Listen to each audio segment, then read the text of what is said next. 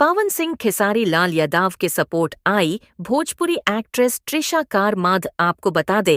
काजल राघवानी जो आरोप लगाई है पवन सिंह खेसारी लाल यादव पर, उस आरोप का जवाब दिया त्रिशाकर। मधु का कहना है जो आरोप अभी काजल लगा रही है उसे पहले बोलना चाहिए था या इन दोनों के साथ काम नहीं करना चाहिए था। लेकिन उस समय फिल्मों में काम पाने के लिए काजल खूब माजा ली। अब काम नहीं मिल रहा है तो आरोप लगा रही है।